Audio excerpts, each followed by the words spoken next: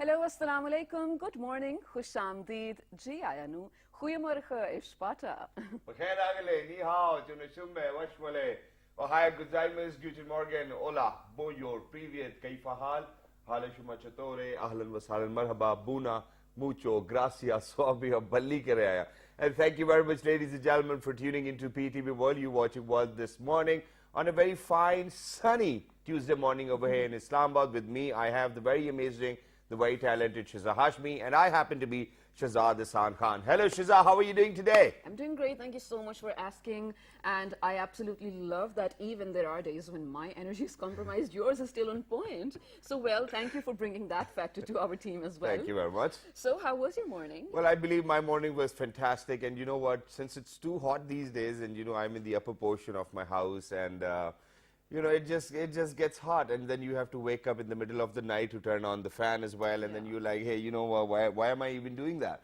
And you know, there was a time when I actually didn't wanted to sleep within the AC as well, and there was a reason, because you know, for people who actually go to gym, you know, we have a lot of joint pains, muscle pains and whatnot.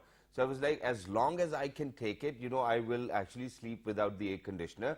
But hey, you know what, I couldn't take it anymore, and I actually had to turn on my air conditioner, which I believe adds on to the comfort as well. What about you? Because you're living too up high.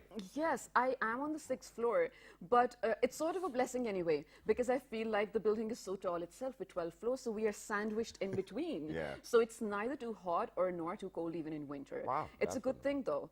But Shahzad, alhamdulillah for that, because for a lot of people, it is getting, every year, it is getting even harder to tackle the heat. Exactly. When we talk, I mean, I'm not just saying heat, because generally the impact of climate change is so massive that it is definitely altering the winters as well along with the summers. But I feel like winters, maybe people can actually tackle them to one point or another. Summers are not just bearable. No, but I have a very different feeling to it and a very different association, because you know what, when you actually have to be on the show and you know you're going out in 46 different countries, so you literally have to dress up. So imagine both of us, we're wearing blazers as well, you know, so we're wearing suits. So when you're wearing suit where the temperature is somewhat around 36 to 38 degrees, ladies and gentlemen, you really do feel hot as well. It is so and you know, hot. that was something which I was feeling yesterday as well. I was like, hey, you know what, it's too hot. Can we just, you know, kind of bring the temperature down a little bit? And you know, similar thing happened. So I went to somebody else's office right after my work. Yeah. And this gentleman was actually wearing a suit.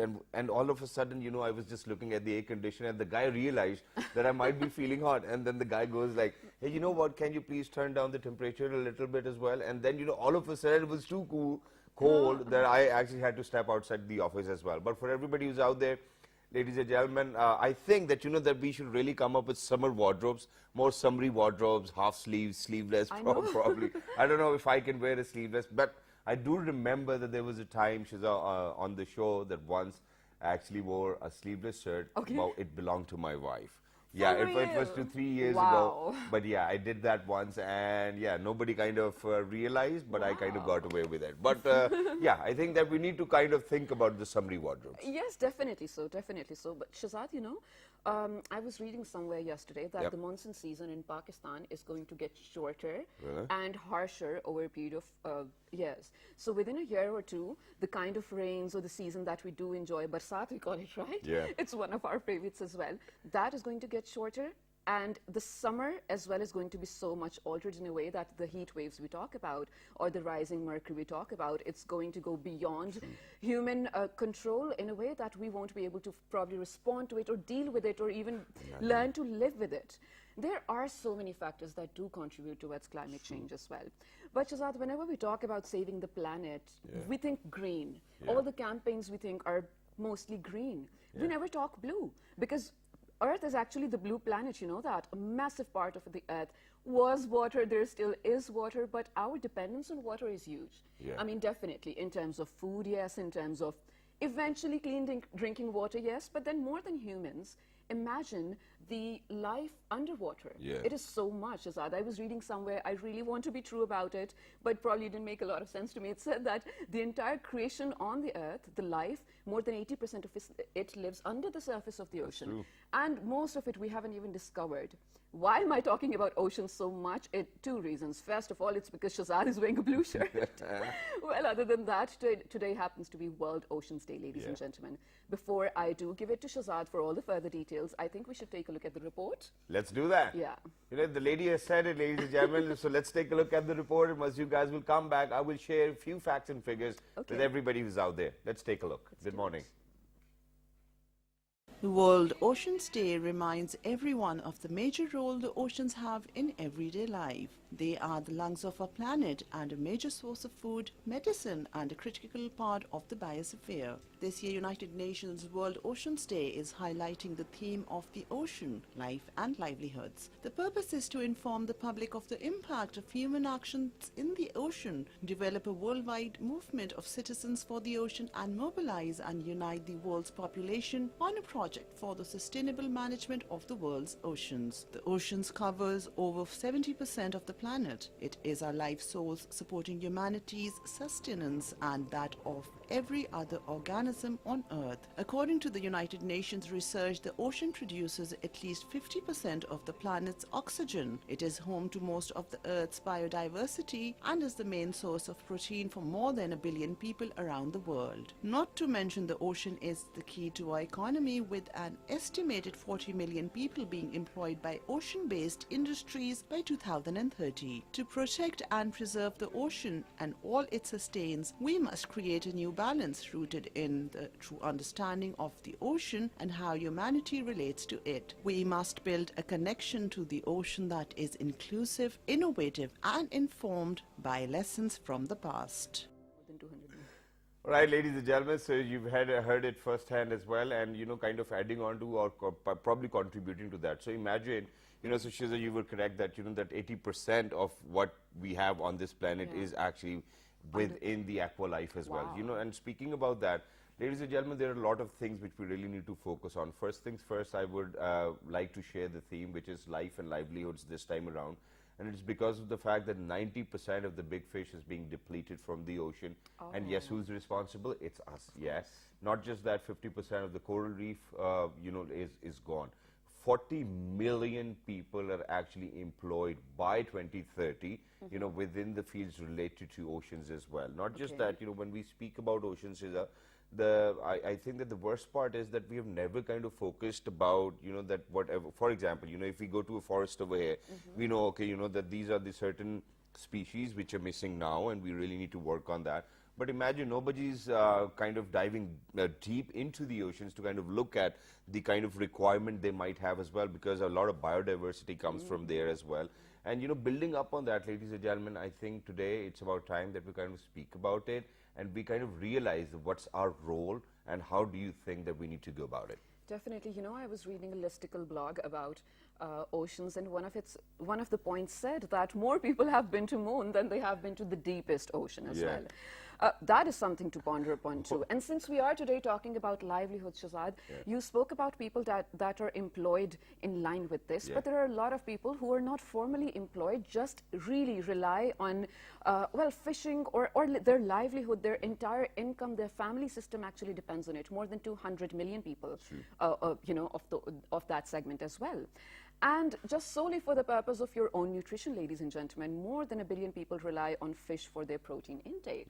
And I'm pretty sure we happen to be one of them as well, right? Yeah, and coming back to, you know, where you started it from, that, you know, that, you know, a lot of people obviously depend on it as well. You know, what I wanted to share with everybody who's out there is that, ladies and gentlemen, whenever we kind of talk about oceans, I think that what we really need to keep in mind is that everybody needs to play a role. And it's not just that, you know, that, hey, you know what, one day we come up and we do a show and we go back. It's a ripple effect. We keep on telling you as well. Because imagine, you said that, you know, that we always think about green. And, you know, whenever we talk about oxygen, we talk about greenery and we talk about trees as well. But 50% of the oxygen of this planet actually comes from oceans as well. So, ladies and gentlemen, you know what, we're really talking about something very important today. Let's see what our experts have to say today. Ladies and gentlemen, without any further ado, we are lucky that on this World Ocean Day, We have been joined by somebody who happens to be Director of Public Policy at Rifa International University, Islamabad. He is Dr. Rashid Aftab. Hello, sir. Assalamu alaikum. Good morning. Walaikum Assalam. Very good morning to all of you. And thank you very much for joining us, sir. It's My wonderful to pleasure. have you. My pleasure. Jazakallah. Likewise. And alongside him, ladies and gentlemen, we're lucky that we've actually been joined by somebody from the Institute of Maritime Affairs as well. She happens to be a research officer. She is Ms. Anam Ejaz. Hello, assalamu alaikum. Good morning. Assalamu alaikum. Thank you for having me. Thank you very much for joining us. Wonderful to see you as a research officer, and that too who actually works at Maritime Affairs as well. Wonderful, very perfect guest to actually ask questions about what happens within the oceans. But first things first, let's move on to Dr. Saab over here. So Dr. Saab, first of all, we want you to kind of shed light on how important this day is, the significance of this day. And this is a question which I'm asking after a long, long time. So the significance of this day and the background and the history. Let's start with I that. think you have given a perfect overview of the highlighting the importance of this day. Thank you, sir. But as far as the historical perspective of this day is concerned, there is a Canadian Center for Ocean Development in 1992. They highlighted the issue of the health of the oceans, and they recommended the UN that we must observe 8th of June as a World Ocean Day for creating awareness with respect to the huge potential, since 70% of the earth is occupied by the oceans and the sea. Then in the Earth Summit, UN adopted a resolution that each year this day will be observed as a World Ocean Day. Number one, then why the oceans are important with respect to the human being or with respect to the planet as a overall. One aspect you have already highlighted, that 50% of the oxygen is contributed. It's not only the oxygen they contributed, but also they absorb the carbon dioxide. Yes. About 30% of the carbon dioxide is absorbed by the ocean. And above all, the heat, about 93% of the heat is absorbed by ocean. Yes. So things in terms of how an effective correlation exists between the ocean and the climate change. So that is very much critical, and as well as the potential of ocean is concerned, the huge potential exists with respect to the blue economy, whether that is related with aquatic life, whether those are related with the because 90% of the trade is being done through the oceans. So things in terms of the value of contribution in terms of the GDP, about $260 billion is being contributed by the oceans in the total GDP of the world, which is about 9.3 trillion. Wow. So, so we usually don't consider ocean as a vibrant potential which are contributing to the economy of any of the country, or as well as overall as a world. Plus the UN development agenda in the form of sustainable development goals. If you go see the goal 14 and goal 13. Goal 14 speaks about the life below the water, and 13 highlighted the climate change, and there is as I earlier indicated, and she has also pointed out that how the like monsoon is squeezing. About 40 days shift has already been observed within Pakistan for the precipitation pattern. So the things think in terms of how it is related with our agroclimatic zones and the food security. So that's why the health of the oceans are very much critical still in Pakistan, although we have an excellent coastal line, like about more than 1,000 kilometers. We ranked as a 47th country among 142 countries as one of the biggest coastal line. And as far as our land to sea ratio is concerned, it is about 1 to 36. But still our contribution in terms of GDP is less than 1%.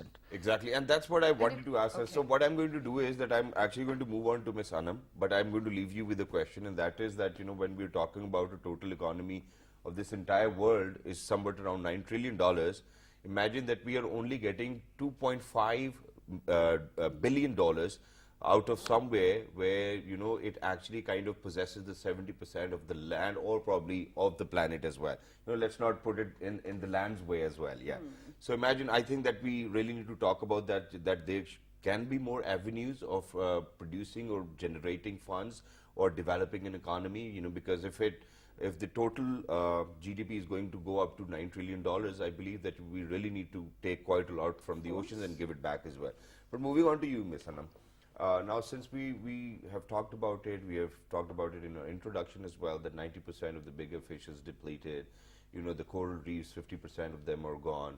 A lot of plastic waste actually goes to the oceans as well. So talking about marine life, what are we looking at, you know, as of now, 2021? Well, as of now, like you said, 90% of the marine life is already depleted.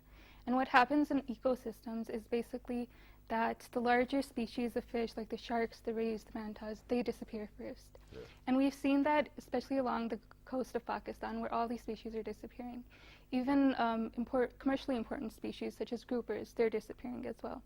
So if scientists use biomass even as a means to calculate how many of these organisms are present, what's happening is that larger and more commercially important species of groupers are disappearing, but smaller and more opportunistic species of groupers are taking their place. So the biomass is the same, but we are economically losing these species, and this is causing a lot of harm to our environment.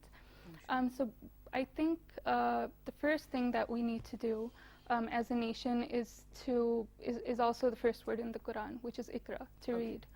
We have all this information at our fingertips. We have cell phones, we have laptops. Why don't we just go onto Google and read about these things? Yes. The first thing is ignorance. The second issue is that we as a nation, we joke about irresponsibility. That's what I think. That is true. So I think that we need to, once we learn these things, we actually need to implement them.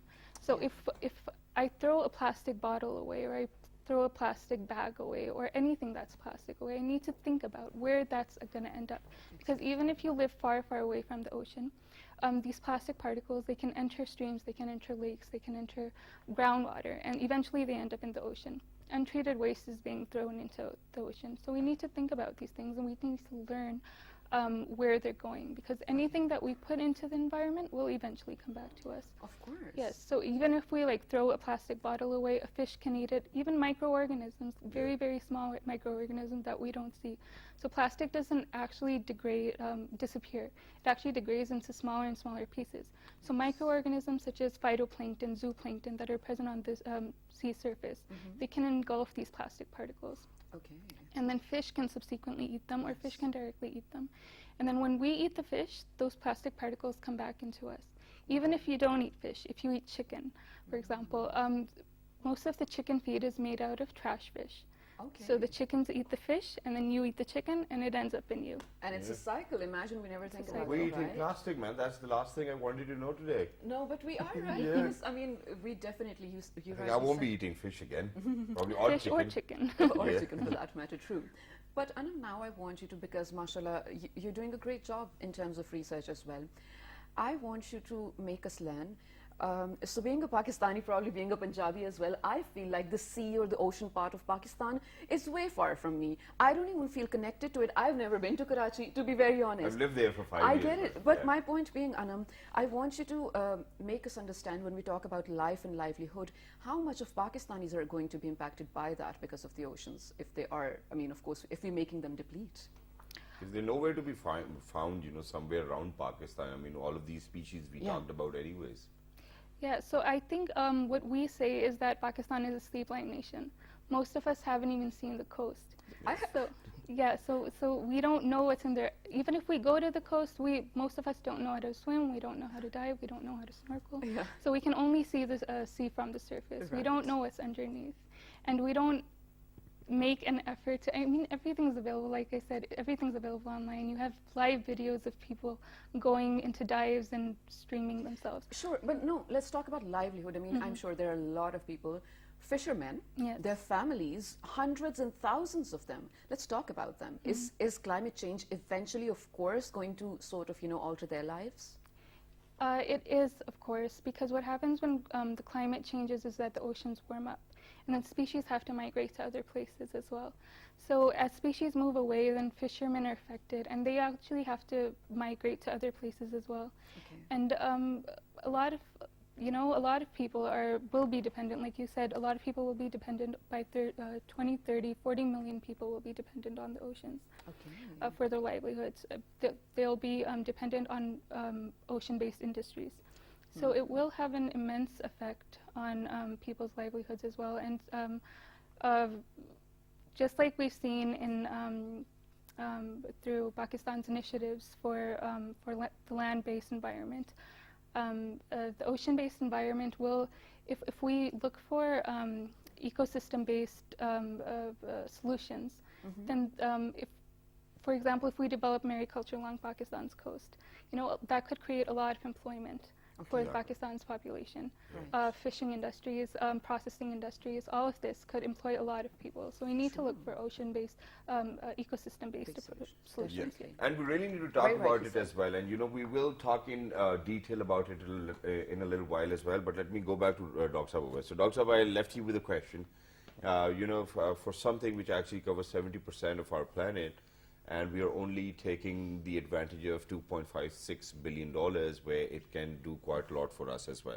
And I believe that, for the sake of that $2.56 billion, that's the damage that we have done too as well. So there is that damage which we are talking about, life and livelihood. And imagine that we can do so much, because whenever we speak about ecosystems as well, you go to different forests. I have mentioned it before as well, that if there are certain species which are missing, the entire ecosystem is disturbed. So we're talking about that, that all the big fish, 90% of them are actually depleting. So obviously it will be taking a toll onto the ecosystem within the aqua life. So how do we go about it? Obviously, when we talk about the blue economy or economic component in context with the ocean and the sea, we have to look into what are the main contributing factors which are responsible for the blue economy. Obviously, for the number one is the aquatic life, and when we talk about aquatic life, it involves everything below the sea. Birds and fish, shrimps, prawns, reef, coral. It's not only that they are responsible for providing or supplementing the food as a food supplement, but also has a lot of medicine value, which is very much critical. First, we have to look into it, how to add the value, how to offset the overexploitation. Secondly, the trade which is being carried out through the sea. Obviously, Pakistan is lucky that after Karachi port and the Port Qasim, now under the CPEC, the Kawadar port is now almost in the operational stage, which will contribute in our economic development as well. Third aspect is that we can produce, since we are energy deficient country, and energy security has to be observed. Right now we are producing the energy from fossil fuel and gas, which is has got a very high cost. We have to look into the hydro energy. In addition to the constructing the dams on the river side or on the Indus, like the Amir Bhasha Dam or other dams as well, we have to look into the tide energy, which is produced from the seas. And then another aspect is the offshore exploring of offshore exploring of oil and gas, which is again a potential for the sea. Then is the tourism. we in Pakistan still we have not explored that area of almost we don't have the beach where the international tourists can come true. and recreational activities. Yeah. So Yes, all of these are the very much these are those factors which are responsible for leading to the economic growth or contributing the economic values which are related to the sea. The challenges which you have already, for a few of the challenges you have discussed, like pollution, waste, which we are over exploitation, industrialization, and plus one has to look in terms of the people who are living along the seas. In Pakistan, about 90,000 villages exist along the seabelt, and most of the people, their per capita income is below the $2 per person per day, which means they falls under the below the poverty line. Yes. So we have to create an environment in which the economic activities must be created, and the people who are directly related with the sea or the ocean related economic activities must get the benefits of those things. That's true, sir. But I want to add over here. Now, it's good of us that we're still looking for a better opportunity to have a positive impact on our economy. But I believe that this year around, since the theme is life and livelihoods, we should actually be talking about the conservation of the life, that too marine life, obviously. So in those terms, I would want to move on to Ms. Sanam and then come back to you as well. So what can be done in terms of conservation of the life in the sea or in the oceans? Yes, just adding on to that question, this was just a few weeks ago, I think I came across this, that in a very, what do we call it, in a very smaller segment of an area which was along the coastal lines. Downtrodden? Sorry? Downtrodden? Yeah, downtrodden, thank you so much. Yeah. So fishermen actually did find a whale washed up at the shore, and then went off to sort of, had an idea of where to find similar ones. So there's a small, sort of a gastric juice within whales, which is so expensive, it is used within making perfumes. All right, so you have to kill a huge animal which is already going to be extinct just to make your perfume so expensive. And that just little amount of liquid sold for $15 lakh. Of course, it changed the fishermen's lives, but then what are we looking at? I mean, I love whales. Yeah, there's a lot of issues like that. That's the problem with us. The human species is basically selfish. It's so inhuman. So we don't think about other organisms on the planet. But the bigger fish will always eat the smaller fish. That's true. Yes, but we also need to understand that we are the most intelligent beings on the planet. And being the most intelligent beings on the planet, we have a responsibility towards other creatures as well. Definitely. So we are doing a lot of careless methods within the oceans. So we are trawling the bottom floor. So what happens is that a huge net is dragged across the bottom floor and across the seafloor, and everything that comes within its way is destroyed. So corals, which take hundreds of years to grow, those are destroyed. Huge ecosystems. All this pollution that actually sinks to the bottom and is deposited within the sediment, that gets stirred up into the water column again. Oh, no. And then the marine species that are exposed to those contaminants, and then we eat those fish again, and again it ends up in us.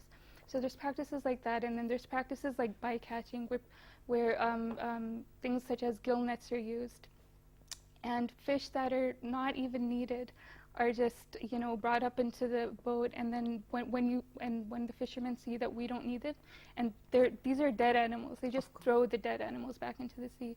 So there's just wasteful practices like that are happening all around. And IUU fishing, illegal, unregulated, and unreported fishing, that is a huge problem as well. See, it is a huge Thank you for problem, mentioning that. and I believe that talking about it in the first place will bring about the change as well.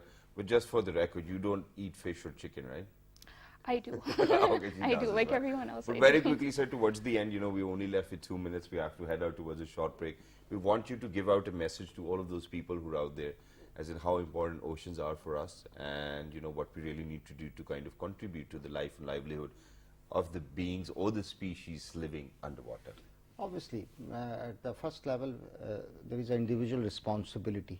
we have to be a responsible citizen, and what the nature has given us, this planet, our obligation, whether it's from the religious perspective, whether it's a national context, we have to carry out such activities which doesn't spoil our environment. True. And as a community then, and then as a nation, and at the level of the government, some concrete steps has to be initiated.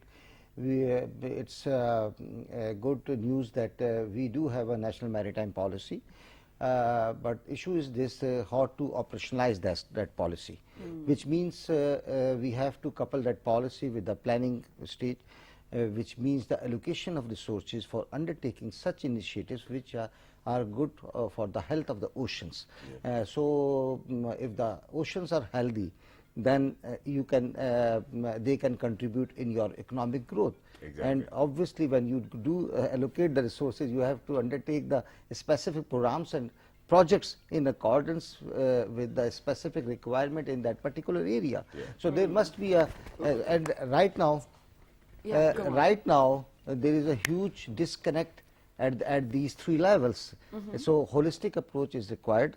By taking all the stakeholders at board, and by undertaking such projects which must fulfill the needs of our livelihood and health of the ocean. Wow, sir, wonderfully Very, very explained, and you know, I think that, you know, that was, ladies and gentlemen, a kind of a detailed message where everybody needs to put their focus on. But there's a disconnect in between me and people at my home as well. They started to ring, I don't know for what reason. So we really need to head out towards a short break. Don't go anywhere. We'll be right back, and once we will be back, we will be cheering you up with something that you need to find out after this short break. Stay tuned. Good morning.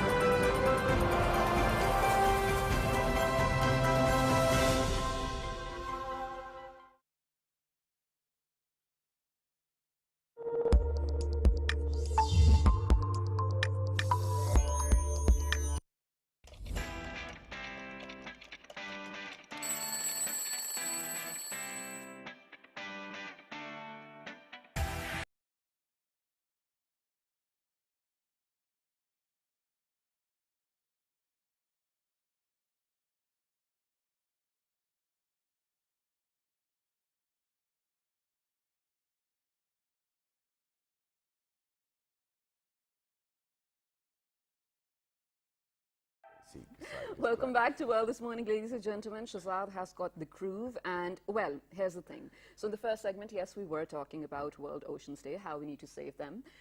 That sort of broke my heart, and now I need to cheer up. So, for that matter, I think we did the perfect thing. We have been joined by one of our very favorite singers. True. I think he's very gracious enough to always be there when we do invite him and make time for us. Yeah. But I'm really happy he's here again. Exactly, and not just that, ladies and gentlemen, the last time he was here, so, we kind of, I mean, it's not that we didn't do that, but, we couldn't, kind of justify his time on screen as well, so yeah. we always wanted him to come back as well, because the kind of talent he possesses is something which I would call aspirational, and it's because of the fact that you're always in an awe when he's singing, ladies and gentlemen, and, the kind of a performer he is, he's humble, he's modest, but the kind of talent he possesses, he's a monster inside, ladies and gentlemen. He is the one and only Mr. Shiraz Toor as well. Hello, assalamu alaikum, good morning. Walaikum salam. Good morning to you too. Welcome guys. back. So, And, we just wanted you to be all by yourself on this very amazing celebrity couch of ours.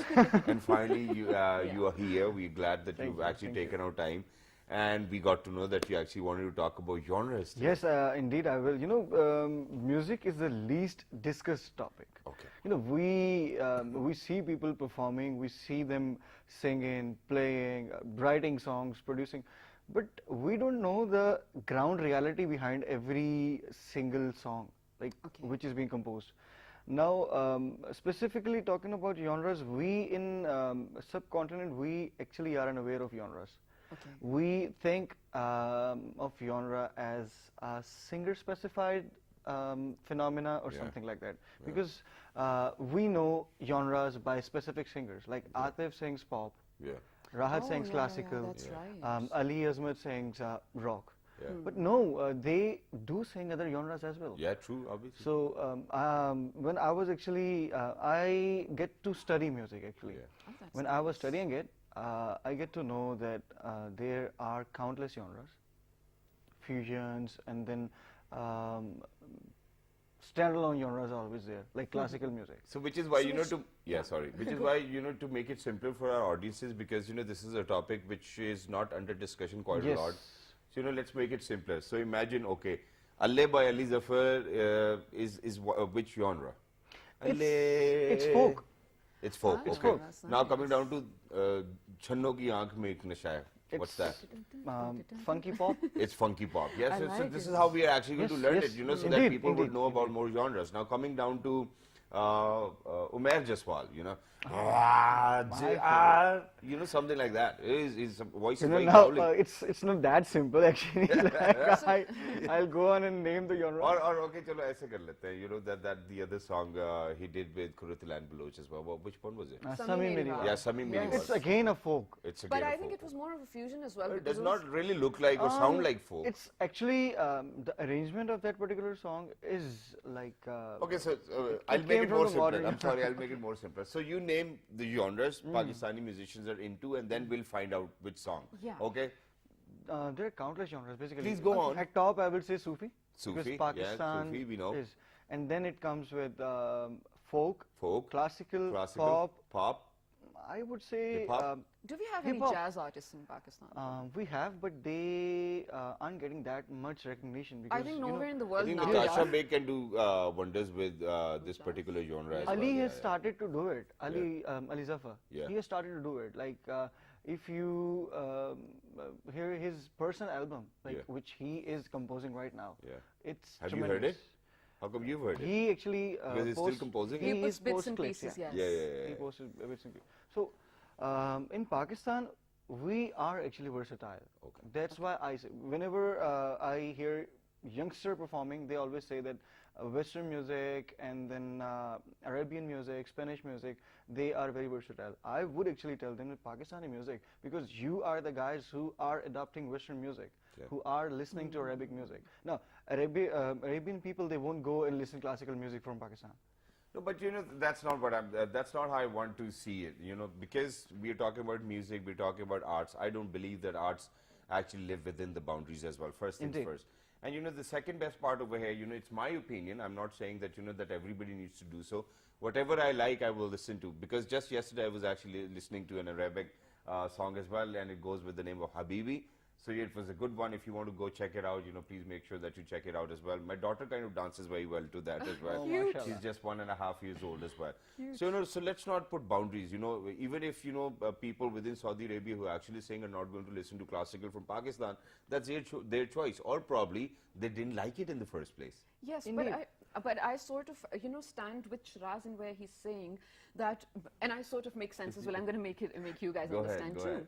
That, of course, music has, or art has no boundary, but being Pakistanis, maybe we haven't discovered our art as much as we may be interested in discovering others. So do not point fingers before you have not done your research. That's what we're trying to say. Yeah. Yes. Which is why, again, let's come back to, one by one, let's take on to this. When we talk about folk, I feel like Pakistan has made a huge name in folk music. There's a huge list that goes on in my mind as well, and just those particular songs, I think, have been sort of renditioned by Indian artists or even English ones for that matter. Yes, indeed. Yes. So which one happens to be, first of all, your favorite folk singer, and why so? I would say my favorite folk singer was Alan Faqih. Alan Faqih, yeah. I love the way his voice texture, it actually haunts me. Wow. Haunts That's a Yes. good description. Yes. Yeah. A Shazad is in musician can. shock. Okay, you were actually taking it. I mean, somewhere else. listening. Listening to music, which actually In a haunts good you, way. is I don't know what kind of a feeling it is. Yeah. Now let me tell you, I was traveling towards northern Punjab, and I had this song in my ear, and when I looked out of my window, and it's totally, Surreal. it's like I can actually explain it Okay, in it's a words. different feeling. You Yes. cannot comprehend it in words. I think Yes. what we need to do is that which genre do you focus on more these days? Currently, Sufi classical. Okay. Can we hear something? Yes, there's this song I actually love the most whenever it comes to Kadi Aamil Saamil Yaar Ve. Why not? Please go ahead.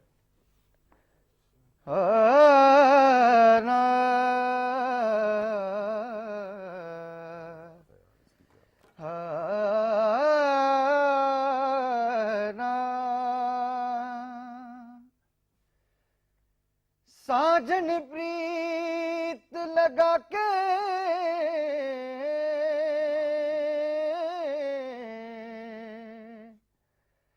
दूर देश मत जा बसो हमारी नगरी में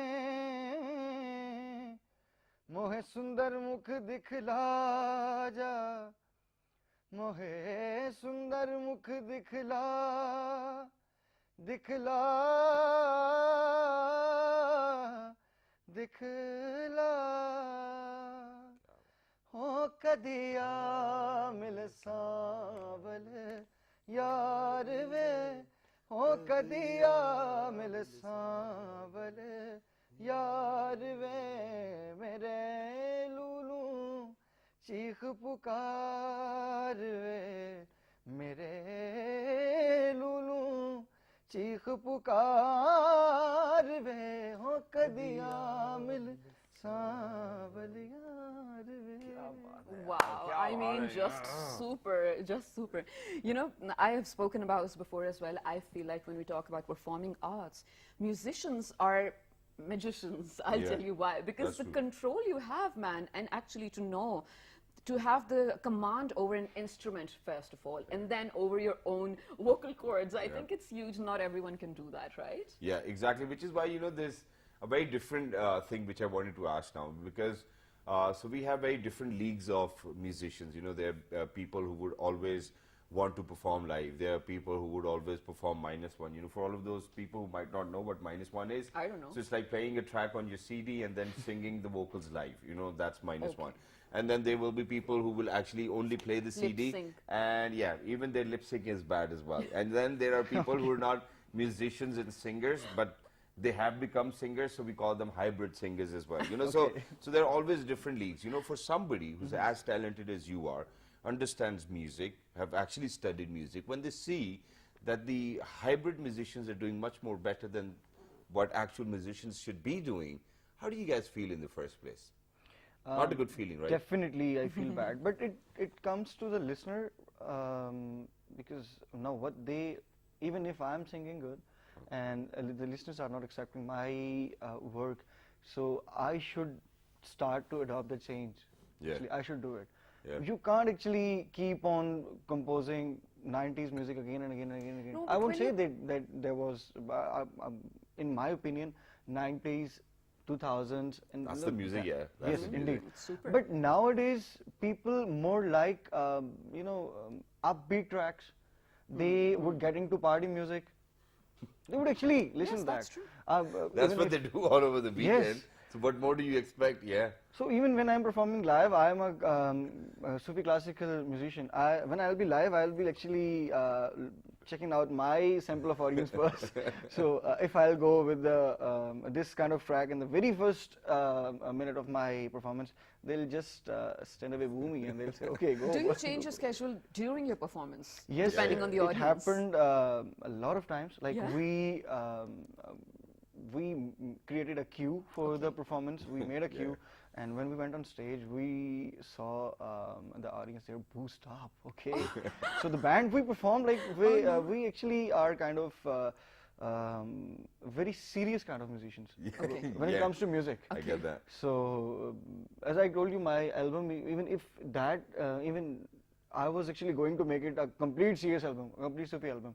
Then my promoters, they asked me, please, put some put something in romanticism it. into it. You know, and I believe that, you know, it's important as well. But, you know, for the kind of genre you've picked up on, I think that, you know, whenever you're actually going up on stage, make sure that as soon as you go up on the stage, sit down in the middle. So, you know, people would know that that's the kind of performance we are kind of expecting. But it's beautiful, Shiraz, to always have you and to be always in conversation with you. And, you know, since you're working on your music album, you've promised us that, you know, whenever it's going to be ready, it's going to actually be played Yes.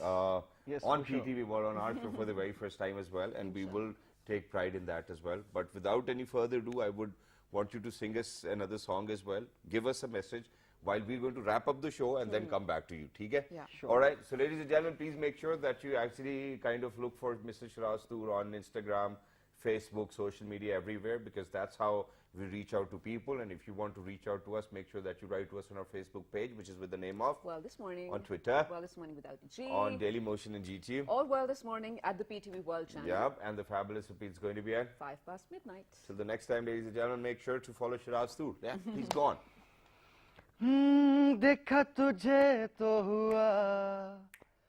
हुआ मैं दीवाना, देख के ऐसा